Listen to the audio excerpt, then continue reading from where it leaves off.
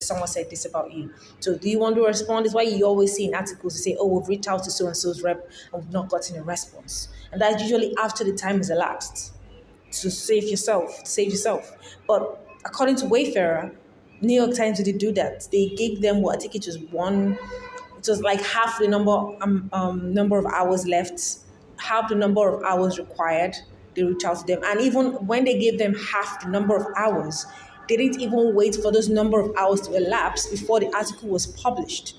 So this is, I don't quote me on this, I'm not sure, but let's say it was 12 hours, let's say it's 24 hours you're supposed to give that person before they respond. And they gave them 12 hours. And before the 12 hours elapsed, they uploaded the article. That's just, giving an estimate. I'm not sure the number of hours. So how are you going to say they wanted to punish journalism?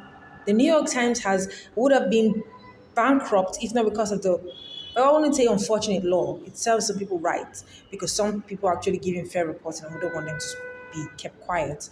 But people like New York Times, in my opinion, they've abused that law. And now they're coming out to say yada, yada, yada. Like, shut the fuck up. Anyways, Wayfarer is going to fight back with those nonsensical people, and you're not going to just let them go with it. And with the way this case is going, it's going to look really bad for them, especially when the Vansom thing comes out. It's going to be like, okay, well, you didn't know, but you should have done your research. If you'd done your research, you would have known that these texts were illegally gotten and they were edited.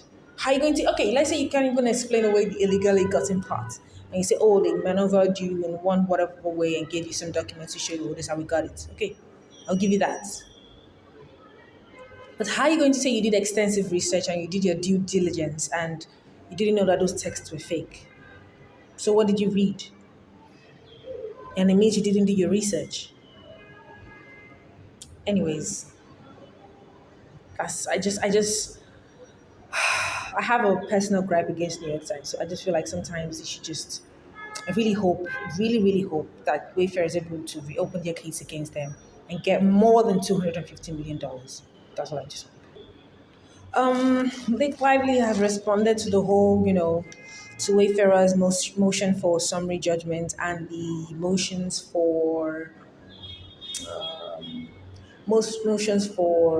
the judgment on pleadings and motions for summary judgment. It's a big giant nothing burger. I'm still going to talk about it. That'll be in another video. But she's responded, and I don't, I don't understand something about Blake. Honestly, it's like when she does her stuff, I don't know. It's just so weird because every single evidence so far that she's brought, we're a year into this, 1,000 plus filings on the docket for Baldoni v. Lively. We're not even talking about the one with Stephanie Jones and Janebo.